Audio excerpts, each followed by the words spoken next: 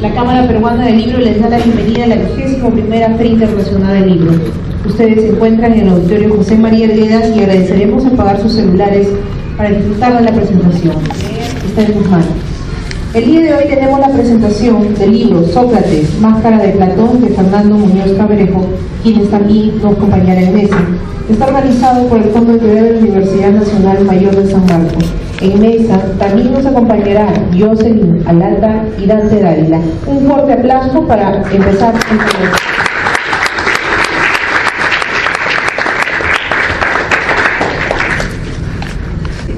Buenas tardes, gracias a todos los presentes y gracias al profesor Muñoz también por invitarme a comentar este libro que también he venido, creo que en su construcción, acompañándole durante varios años, así que creo que sé bastante bien de qué trata este libro, pero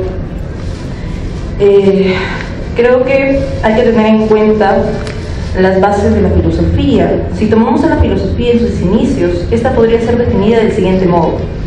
Optando por lo afirmado por Pierre Hadot, se toma la filosofía como un modo de vida que, como expone Jean-Pierre Vernant, nace en un determinado contexto sociocultural, político y económico, marcadamente y completamente religioso, rasgo de íntegra madurez de un pueblo como hace Buddha. Como juego de la palabra, donde, siguiendo Aristóteles, el uso del intelecto no tiene otro fin que lo puramente especulativo y teórico contemplativo, como señala Heidegger, es teoretique, que busca y se cree capaz de alcanzar la verdad, a la esfera, con su razón, haciendo posible un saber verdadero, ciencia, y cuya principal interrogante fue el ser delente, el que es lo verdaderamente valioso para la existencia, o en otras palabras, cuál es el sentido de la existencia, sobre todo de la existencia humana.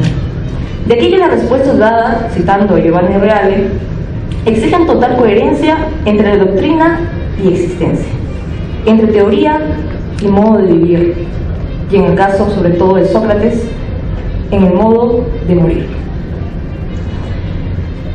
El profesor Fernando Muñoz nos muestra que él, Sócrates, es el primer filósofo de la vida y todas las escuelas que parten de él son fundamentalmente filosofías de la vida, pero una vida dominada por el pensamiento que está al servicio de la vida, mientras que en todos los primeros filósofos la vida servía al pensamiento y al conocimiento. Aquí el objeto es la vida correcta, allí el conocimiento superior. Si algo habría que reconocer a Sócrates es justamente la coherencia entre lo que sería el pensamiento y el acto, cosa que en la época donde él vivía ya estaba en franca decadencia. Recordemos que la polis nace de la sacralidad de la palabra, es hija de ella.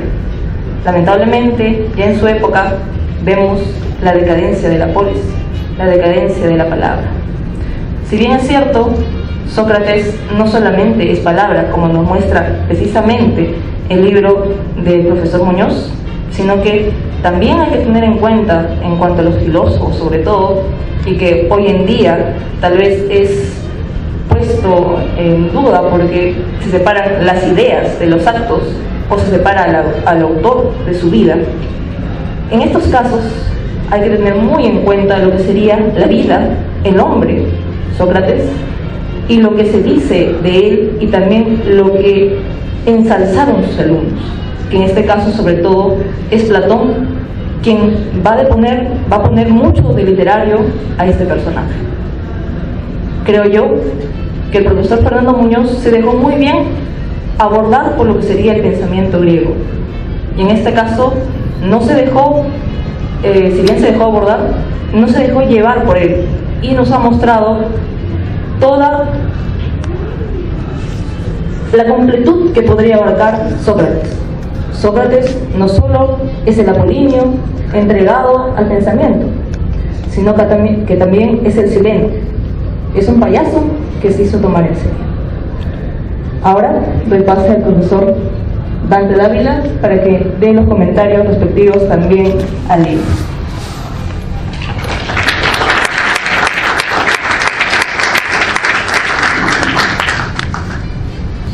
Muy buenas noches. En los últimos tiempos se han puesto de moda en las comunidades académicas e intelectuales las presentaciones de libros. Son reuniones en las que se alaba al libro y al autor. Del libro se dice que es una obra importante, que viene a llenar un vacío que solo él lo podía hacer. Y del autor se celebra que se le haya ocurrido tal idea y que la haya desarrollado y planeado tal como lo expone magistralmente en el escrito que se presenta. Suelen ser reuniones amenas en las que, cuando hay varios presentadores, suelen competir entre ellos para ver quién es más ingenioso para expresar el contenido del libro, contar una anécdota o referir alguna confesión iluminadora. Y al final de todo, para cerrar con espíritu de complicidad y alegría, cuando la reunión es realmente seria, se comparte un buen vino, mientras los presentes se toman las fotos de rigor con el autor y el libro, fotos que luego aparecerán en las redes sociales o en las revistas oficiales que darán cuenta de la magnitud del acontecimiento. Al fin y al cabo, lo importante es presentar el libro y sobre todo venderlo, pues se dice, para eso se lo ha publicado, para venderlo. Y no se podría esperar otra cosa del espíritu mercantil que en nuestra época ha invadido todas las esferas de nuestra vida y en la que todo lo sólido se ha desvanecido en el margen. En este sentido, lo que haré hoy no será una excepción a esta regla de cortesía y amistad. Presentaré el libro con entusiasmo que me ha suscitado y animaré al amable público asistente a que lo adquiera y lo lea. Pero confieso que es extraño para mí presentar un libro sobre alguien que no escribió nada, que hubiera rehuido e ironizado sobre esta reunión tan elegante, y que como un tábano nos hubiera interrogado al autor y a los presentadores hasta que admitiéramos que en realidad no sabemos nada. Pienso que luego de la presentación de un libro, debiera haber otra reunión en la que, si el libro ha valido la pena, se discuta rigurosamente su contenido, se ponderen sus aciertos, se muestren sus errores y, tratándose de un libro de filosofía, se ponga a prueba la consistencia de sus argumentos. Una reunión así de discusión y debate sería el mejor homenaje al libro y al autor. Por ello invito al profesor Fernando Muñoz a un debate sobre su texto, sobre su libro, en la Universidad Nacional Mayor de San Marcos, que es el lugar donde socráticamente muchas de nuestras ideas han germinado y madurado en el constante diálogo con nuestros colegas y nuestros alumnos. El profesor Muñoz ya personalmente ha aceptado. La vamos a hacer posiblemente en octubre. Vamos a discutir sobre tu libro. Ahora lo vamos a presentar. Octubre rojo.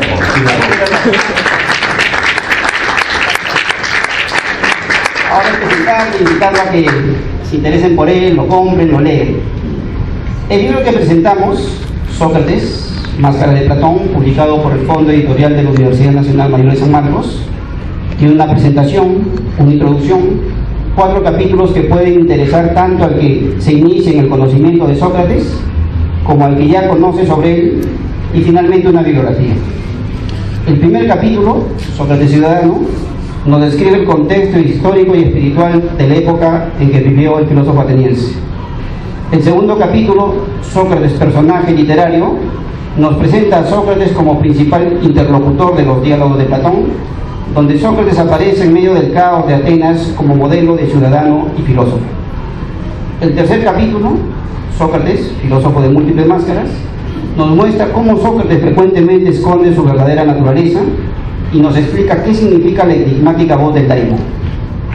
Finalmente, el cuarto capítulo, la sabiduría socrática, desarrolla la famosa idea, solo sé que nada sé, y muestra que para Sócrates la sabiduría no era una actividad académica o puramente teórica, sino una forma de vivir, tal como lo había sido desde los inicios de la filosofía. La bibliografía final es bastante actualizada y constituye una valiosa fuente para quien desee profundizar en el tema. Para quienes amamos los libros, cabe señalar que además de su contenido, el libro mismo como objeto es un objeto hermoso, no solo por la edición, sino también por las excelentes ilustraciones, 27 en total, dispuestas desde el comienzo hasta el final. Ahora bien, con ocasión de esta presentación quisiera hacer unas breves reflexiones que me han suscitado el libro, reflexiones referidas a lo que significa dedicarse a la filosofía en la actualidad en una universidad pública y publicar un libro sobre filosofía griega. Dedicarse a la filosofía siempre ha sido una tarea ardua, pero en la actualidad es mucho más. Todo hace pensar que el espíritu de nuestra época no es apto para la filosofía y que todo conspira contra su cultivo. En efecto, en una época invadida por el espíritu de rentabilidad, donde si no compras no existes y si no vendes no triunfas, en la que aparentemente se requieren saberes solo técnicos y administrativos sin un ápice de problematicidad, en la que los modelos de nuestras sociedades son los artistas mediáticos y los deportistas exitosos, en la que las crisis parecen ser solamente problemas materiales, cuyas soluciones son solo políticas, administrativas, económicas o militares. ¿Para qué necesitamos la filosofía? ¿Para qué perder el tiempo dedicándonos a ella? En todo caso, se piensa que se la sigue estudiando en otros lugares donde tradicionalmente se la ha cultivado, sociedades prósperas, con estabilidad material y económica, con tradiciones intelectuales fuertes y creativas, como Alemania, Francia, Inglaterra o en los últimos tiempos Estados Unidos, pero no en países como el Perú, con tantos problemas históricos, materiales y espirituales. Y en el caso de que se la cultive en el Perú, que sean las universidades particulares, que pueden tener más recursos económicos, medios materiales, redes de internacionalización y están más actualizadas que las públicas como para establecer un diálogo con sus pares en otros lugares del mundo. En estas universidades particulares, como se han hecho en los últimos tiempos, tiene sentido publicar textos de filosofía en buenas ediciones que serán bien promovidas y vendidas e incluso pueden salir del magro mercado nacional y venderse a nivel continental. Y si se trata de ser más exquisitos, en ellas tiene sentido publicar textos de filosofía griega para ese público minoritario que sigue pensando que en los griegos de la antigüedad está acaso lo más importante de la filosofía. Consideradas así las cosas, no tiene mayor sentido la publicación que hoy presentamos.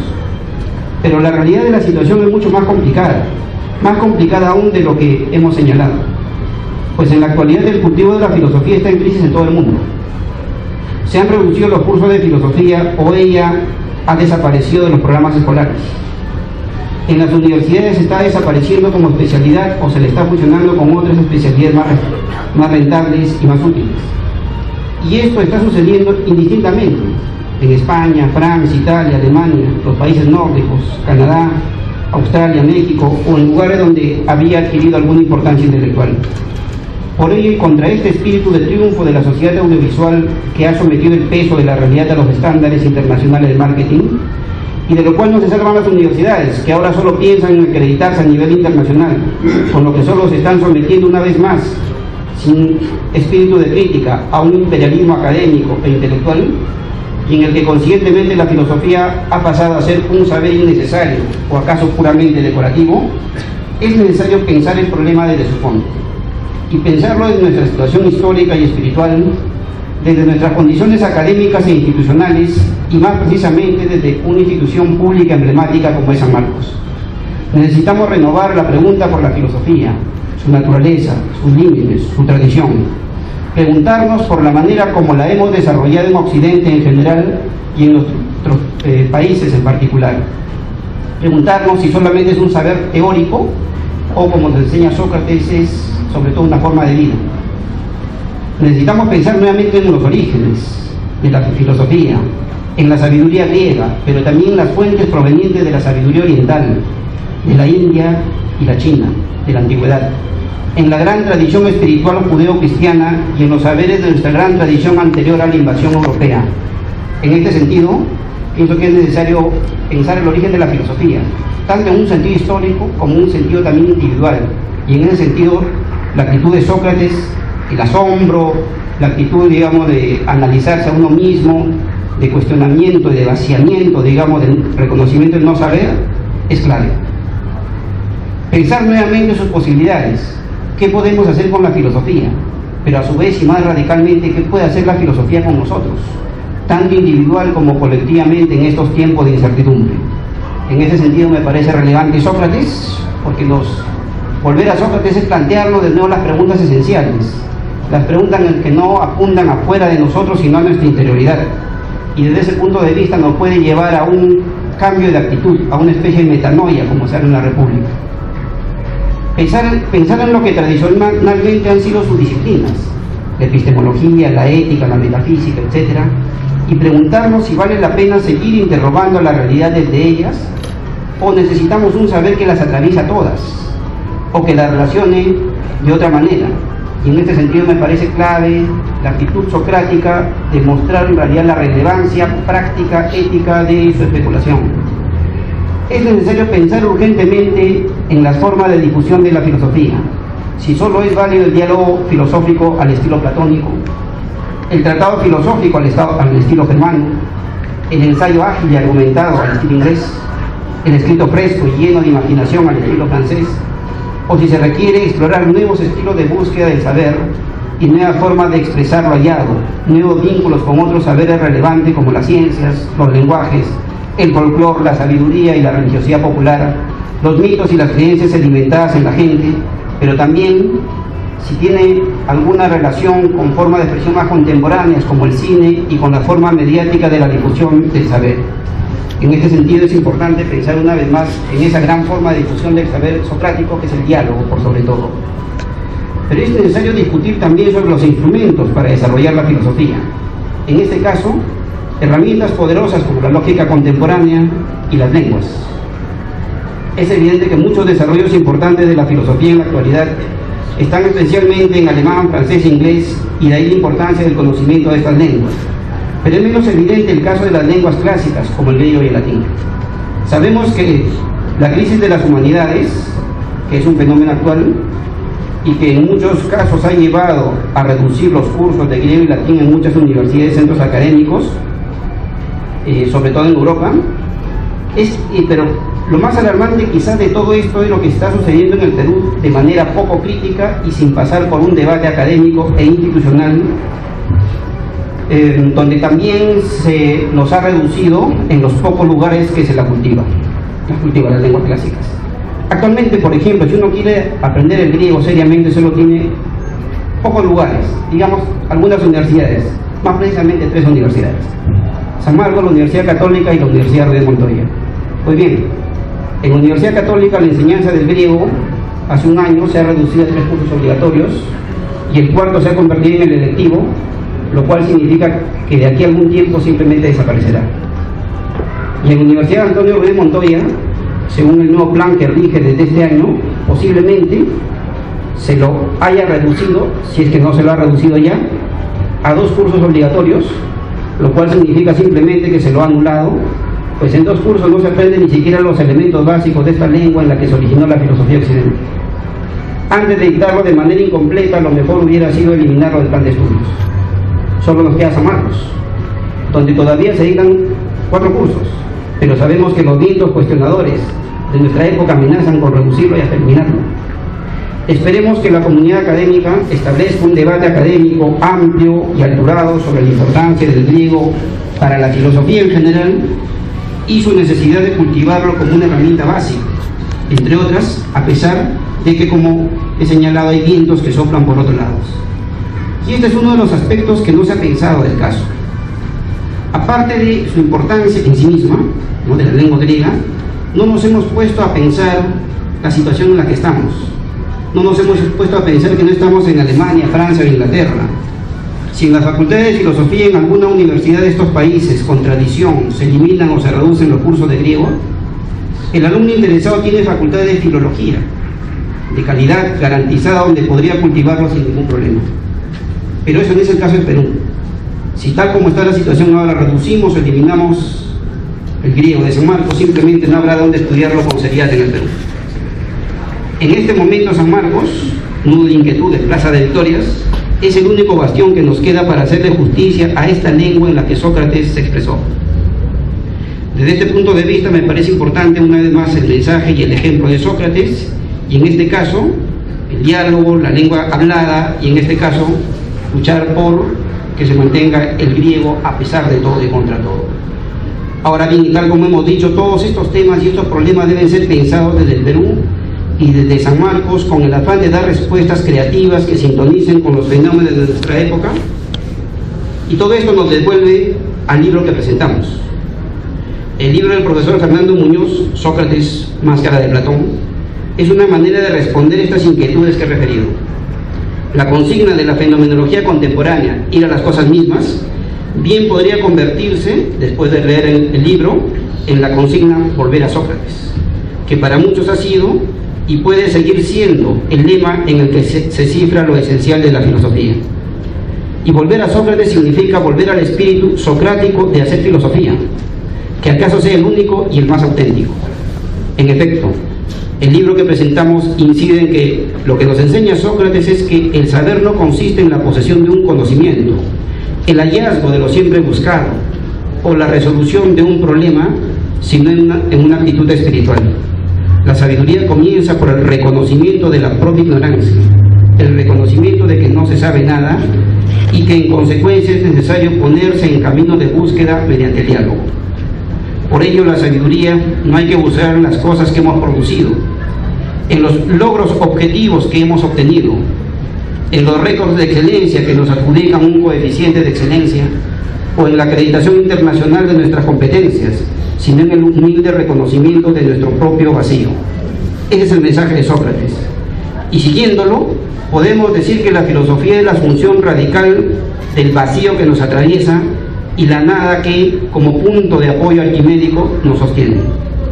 Lejos de asemejarse a los cursos de autoayuda actuales o los anuncios que nos prometen la felicidad, la actitud socrática nos enseña que, así como al decir de Hesíodo, del caos surge el cosmos, es en ese reconocimiento del no saber donde se va configurando el sentido de lo que somos, el horizonte en que se ubican las cosas, los contextos espirituales que preceden a las partes evidentes e inmediatas, las preguntas que presiden nuestra existencia. Es ahí donde nos damos cuenta de que lo más interno a nosotros es la realidad y de que el enigma más interior que nos da sentido son los otros. Ahora más que nunca hay que prestar oídos a Sócrates, aquel filósofo que no escribió por dedicarse a escuchar y aquel que murió ejemplarmente en vez de seguir viviendo vergonzosamente. Y debemos agradecerle al profesor Muñoz el que, cual daimon nacional, nos haya recordado el profundo mensaje socrático mediante su estimulante libro. Muchas gracias.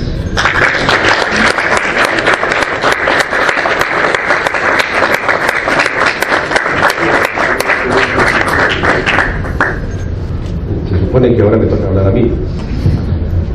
Yo soy el padre de la criatura y quiero agradecer las palabras vertidas aquí en torno a la obra. En primer lugar, las palabras pronunciadas por Jocelyn Alata, exalumna de la Escuela de Filosofía en San Marcos, ya pronto para licenciarse, tener palabra autorizada de hablar de estas cuestiones, y al profesor Dante Dávila, que es un autorizado en estos temas y además compite conmigo en el dictado del curso de filosofía antigua. Incluso no porque lo hayamos buscado, sino porque lo provocaron los alumnos. ¿Te acuerdas, Dante? Compartíamos, yo hacía el curso de historia de la filosofía, Antigua 1, Antigua 2, y él hacía los seminarios de Platón y Aristóteles.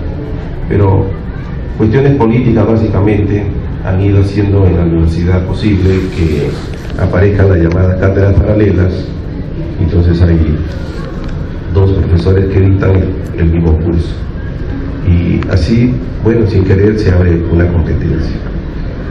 Y me agrada mucho que esté aquí presente, me aceptara presentar el libro, porque difícilmente en los ambientes de filosofía, literatura, arte en especial, donde uno compite individualmente y con el talento de la razón, el de la competencia acepta decir algo sobre lo que el otro ha escrito o ha creado, porque cada quien se cree dueño de un genio, o como ha dicho aquí, del daimon.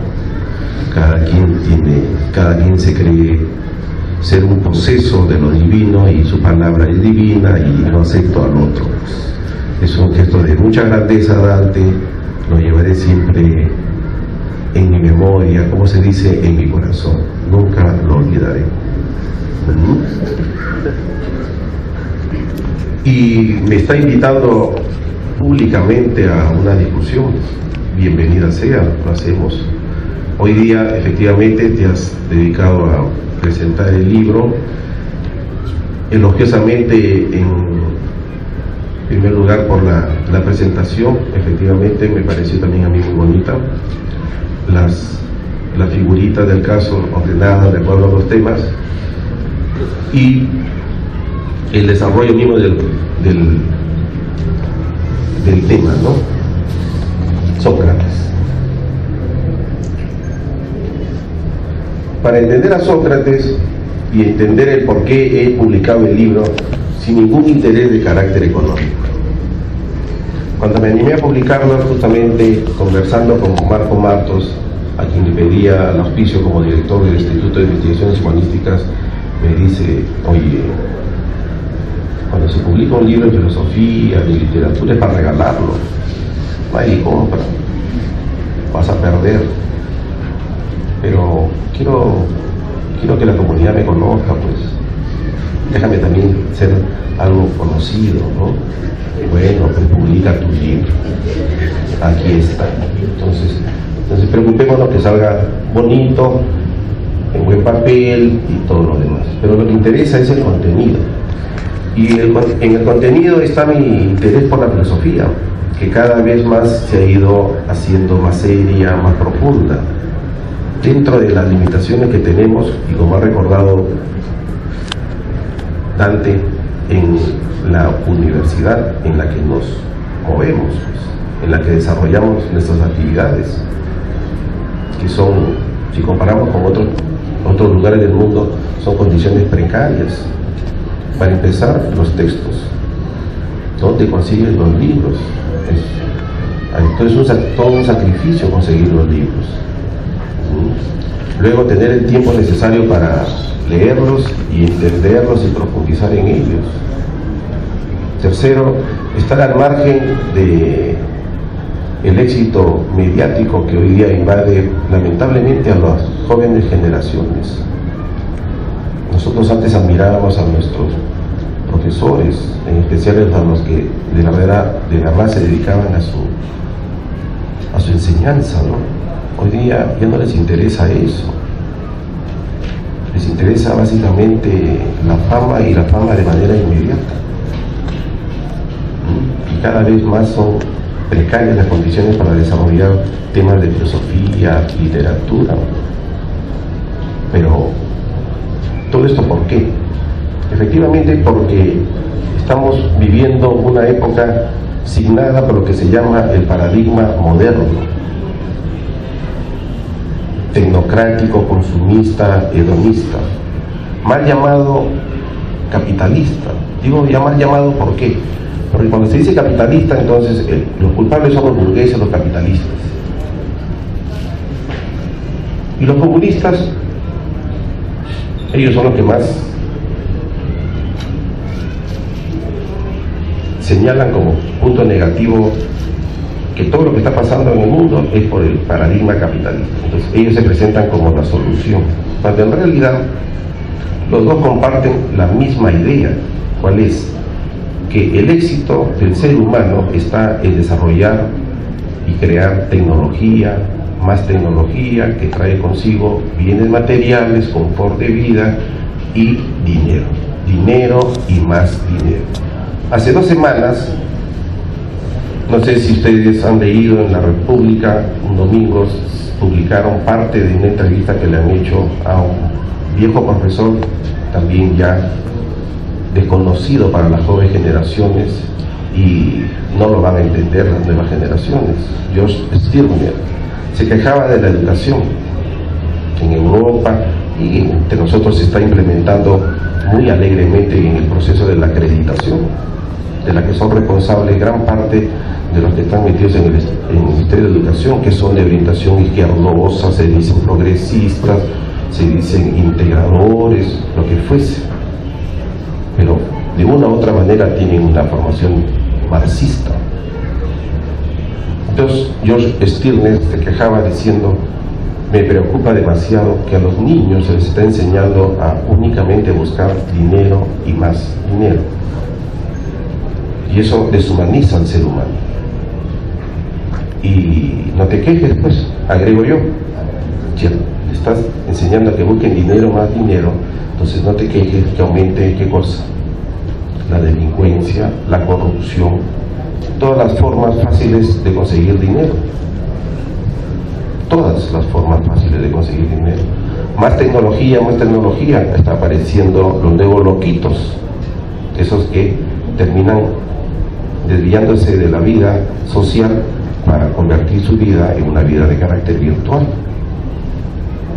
Todo eso es totalmente contrario a las formas de vida en las que se desarrolló Sócrates. Y en el texto yo efectivamente me atrevo a escribir algo de Sócrates, aunque él no haya escrito nada, pero le sigo la pista por los autores que han hablado de él. Y cuando empiezan a hablar de Sócrates, empiezan los problemas serios, porque para empezar, el personaje es todo un enigma. Primera gran pregunta: ¿existió Sócrates? Hay elementos para no dudar que existió el hombre de carne y hueso llamado Sócrates, que era un tipo muy particular, muy singular. Ahí yo cito un estudio último donde se demuestra que efectivamente Sócrates tiene que haber sufrido de epilepsia, pero esa epilepsia que no se presenta con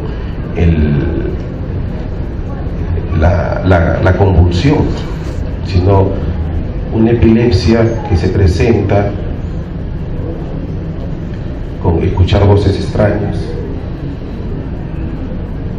hacerse a un lado con respecto a los demás, tener un comportamiento muy particular, demasiado particular. Y entre las formas que lo particularizan a él es que se sabe, Sócrates es el primer ciudadano griego que se aparta de la vida política. Pero el ese de apartarse no significa que sale físicamente de la ciudad, sino ya no participa de las actividades públicas, de las discusiones con respecto a la vida de la comunidad. ¿Por qué motivo?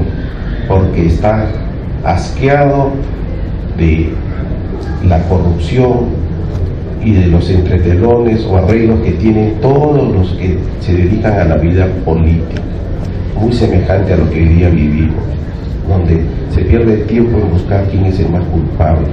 Todos tienen las manos sucias.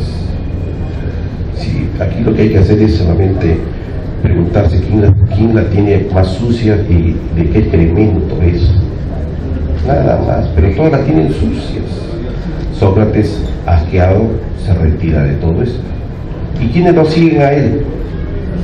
En sus conversaciones en las esquinas, los jóvenes aristócratas que también están hartos de todo eso. Y entre ellos va a sobresalir el joven Platón, que va a tener, para empezar, la fortuna de vivir muchos años. Lo conoció cuando tenía 22 años y él va a vivir hasta los 87 años. Una vida totalmente lúcida, muy productiva, porque estamos tratando con un genio de los pocos que existen verdaderamente entre los seres humanos. Y él va a dedicar toda su vida, en especial después de los 40, que funda la Academia, 387 a.C., a escribir obras en donde presenta a Sócrates. Pero un Sócrates donde ya no se sabe dónde está el de carne y hueso y cuál es lo que le está añadiendo Platón. Lo cierto es que termina siendo una obra voluminosa y nos deja la imagen de un Sócrates. Un Sócrates que encierra muchas enseñanzas, entre las que trato y que con gusto voy a discutir con Dante cuando quiera, donde quiera, en la fecha que quiera y hora que señale. Es lo siguiente, y quisiera leer un par de páginas para animarlos a leer el libro, más que comprarlo. Sócrates, pese a todas sus ambigüedades y discusiones que provoca, exigió que la filosofía retorne a sus inicios, en lo que se refiere a que no deje de ser una forma de vida. Es decir, la filosofía no consiste tanto en una teoría dividida en partes como en una actividad exclusiva dirigida a vivir la lógica, la física y la ética. No se teoriza entonces sobre lógica, subraya Pierre Hadot, es decir, sobre hablar y pensar correctamente, sino que se piensa y se habla bien. No se teoriza sobre el mundo físico, sino que se contempla el cosmos, ni tampoco se teoriza sobre la acción moral, sino que se actúa de manera recta y justa. Él también, con su quehacer, insistió en que la filosofía no es una ciencia, la filosofía es filosofar.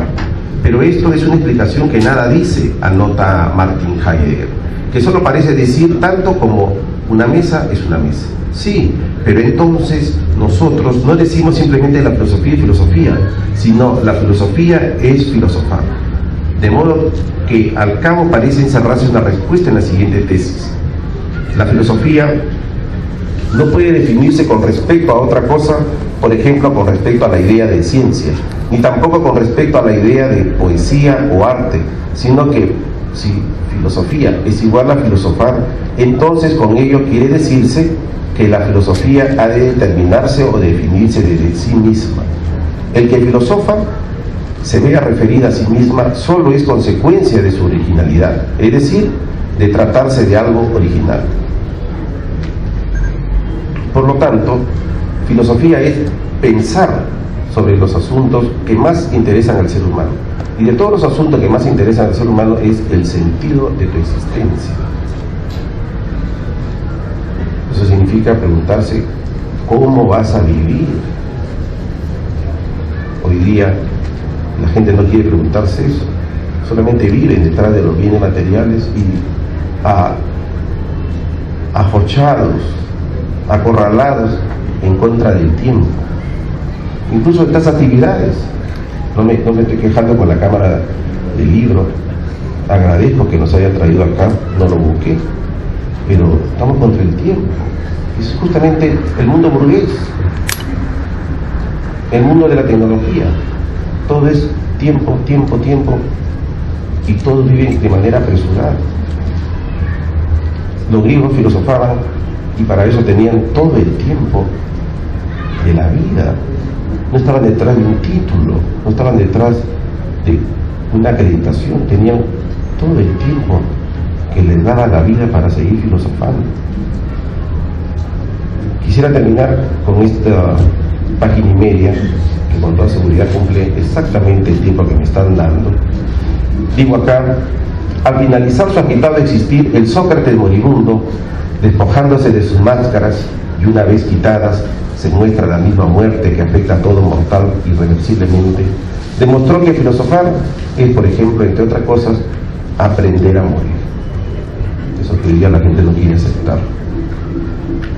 Empiezo a envejecer, se nota en las canas, me las pinto.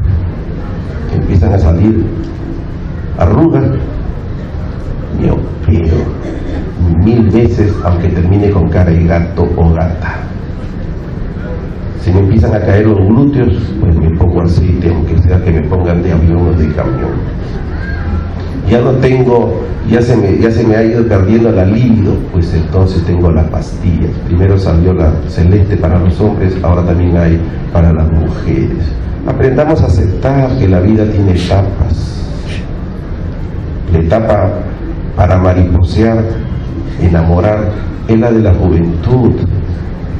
La de los años maduros es para la sabiduría, y de manera especial estas que se dedican al uso de la palabra. Y en este mundo, por ejemplo, a los profesores de más de 70 años los están corriendo de la universidad. ¿Y quiénes los están corriendo de la universidad? Esos políticos que se dicen de izquierda, humanistas, que 30 años atrás decían que los deshumanizados son los capitalistas, y en San Marcos ellos han hecho un estatuto más terrible que la misma ley, esa ley que nos ha impuesto esta corriente tecnocrática con su ministro Saavedra a la cabeza. Pero en San Marcos han hecho un estatuto más terrible todavía, que producen sabiduría algunos profesores. Por supuesto, se podría sacar a los que no producen, pero no con ley, 70 años te vas. Por supuesto, todos hablan de que se van a arreglar los asuntos. En diciembre cumplen el Ministerio de Economía simplemente ya no programa pagos a partir de enero a los que han cumplido 70 años. Claro, es lógico para este mundo, pero en un mundo más sensato en el que vivía Sócrates, de otro paradigma, los viejos tienen, y los viejos profesores tienen mayor sabiduría que dar. Platón, 87 años, Demócrito, 92 años, y así sucesivamente. Pero en nuestros tiempos, 70 te vas a tu casa. Sócrates enseñaba que filosofar es aprender a morir, aceptarse que somos mortales.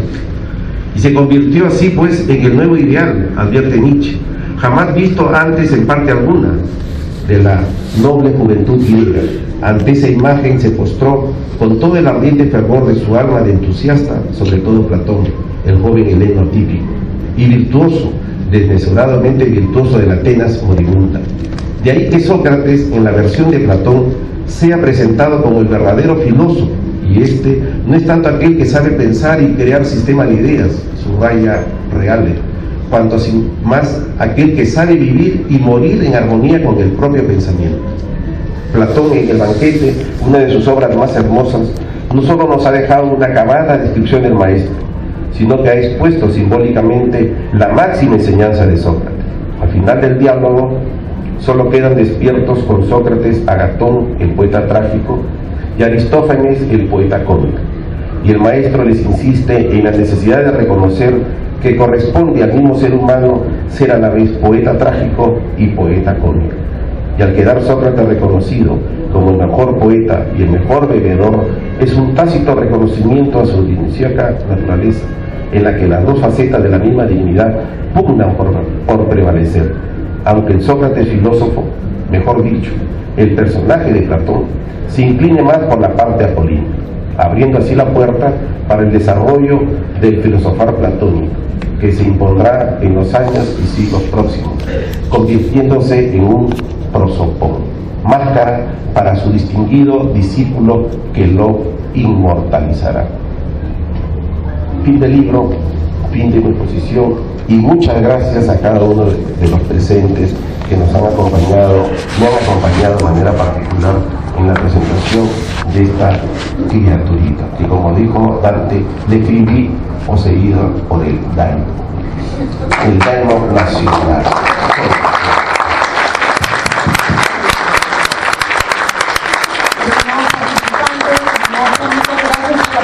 La asistencia por la presentación del libro, agradecemos a cada uno de ustedes y les rogamos despejar el auditorio para preparar la siguiente actividad. Gracias.